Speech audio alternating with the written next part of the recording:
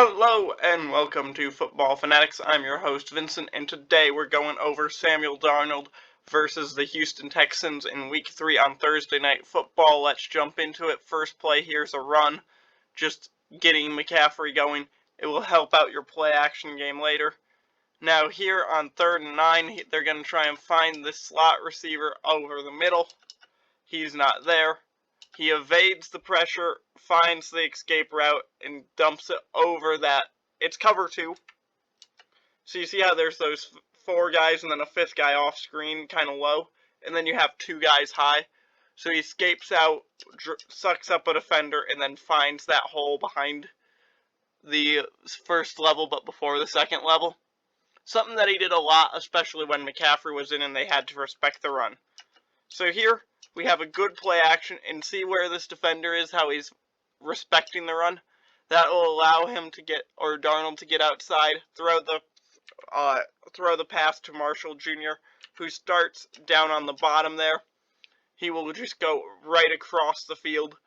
Easy completion. It's nice to have a good running game that will allow your passing game to do that. A very Shanahan style play. So here we got a high-low read coming up. It's cover 2 again. So you have that hook, you have the deep in behind it. He gets the ball, gets some extra yak because of the nice throw. And that brings us to 1st and goal. Here we have this read option.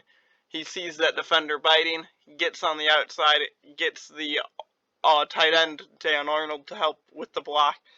And that will give them their first touchdown of the game. And now, if we advance to their second drive, you have a comeback. First the blitz, get the good pickup, get the comeback. Unable to get really any yards off that, but still nice play. Get the first down on 2nd and 9, it helps you out. So then, here just an outside run, very Kyle Shanahan-esque play. McCaffrey makes that guy miss, gets 10 yards, will help you out in the passing game later, as I said earlier. And that will bring us to their third play, where we have a good throw to McCaffrey, but it will be a bit high here. Just unfortunate here, as they get the fake play action, they go back to him on the second read. Now you see how he had to jump for that? If that ball's on the ground, he's able to turn it upfield a little bit earlier, maybe get a few extra yards, but still got the first down, made the completion.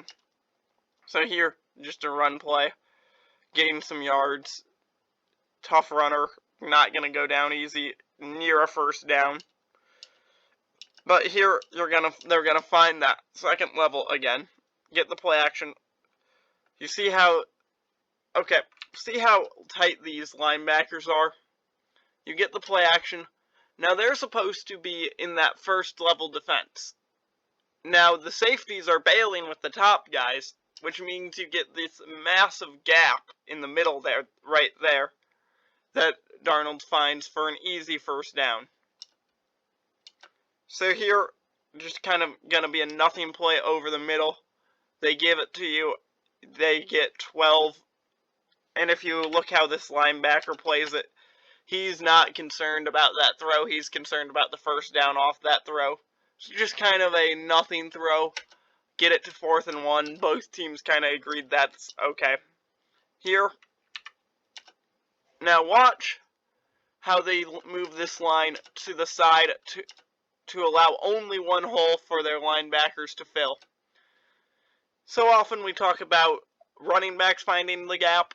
The linebackers also can find gaps, and when they shoot a gap and they guess right, you get something like this. McCaffrey not in, unable to get the first down that they needed to move the chains. So that will bring us to their third drive. So here, you got the play action. Now, you have Tremble versus Jonathan Grenard on top, because he comes across. Now Darnold just never feels him coming, because he's still kind of just shuffling up in the pocket if you watch him. because he hits the back of this drop, shuffles once, shuffles twice, still shuffling, trying to get it out, loses the ball. They do end up falling on it, but you can't be losing the ball like that. Because if you look on that replay, he doesn't even know he's coming.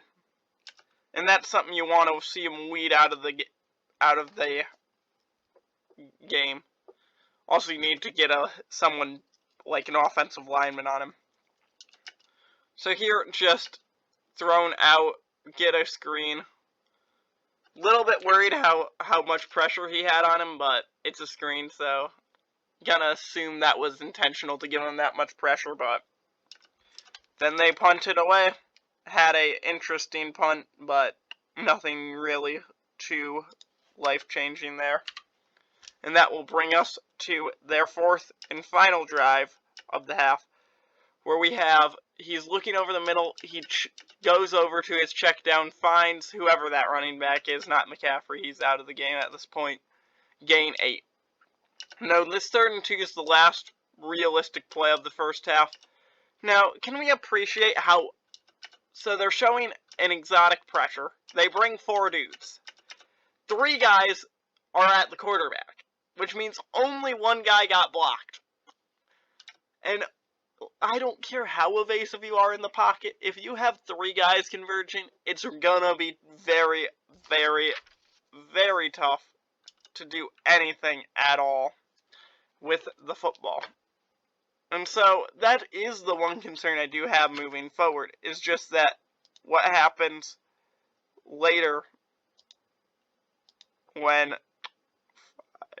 there we go, what happens later when you do have a tougher team because he's not sensing that pressure. It's just one of those things to kind of keep aware of and not lose focus that you are having a team that might not be the best in pass protection. So here we get to a good pocket, finds that second read, kind of gave you 10 yards. Then here, again, if you watch, he's still not feeling this pressure, because see, he's just shuffling up in the pocket. There was no real big move to try and get away from that defender. And that's the 2nd or 3rd time that he's lost the ball, but you just can't be putting the ball on the ground that often as a quarterback. And especially there, because if we go back, there's 13 seconds left in the half, and they are on the 30-yard line. Now, if he fumbles this ball and the Texans fall on it, you're giving up a field goal at that point. So, just can't be something you're allowing there. You gotta be better than that. So here, at advancing, you get the slant off the bottom, more wins, gets you a first down-ish, maybe 3rd and very short, but probably a first there. Just a good play. First guy gets open. If we go back to it, no, that's not what I wanted. But he gets open on this slant. It's a nice, easy completion. Moore goes and gets him the yardage he needs to get the first down. And it's a nice play to have him have on, where is it? So 6:55. So, if you watch, see, get open on that slant, get the ball, get a first down. And that was kind of the story. He did put the ball on the ground one last time. Had some interesting route combinations, some high-level stuff. But it's one of those things that the takeaways from the game is that he has the ability to beat a bad team. He has the ability to look good versus a bad team. But my fear is when Darnold faces a better pass rush, especially if they can stop McCaffrey, how is he gonna hold up on that? Because some plays, he looked really good and he could escape the pocket and extend the play, and he looked amazing. On other plays, like I think it happened 3 times where he was shuffling around, never felt pressure coming.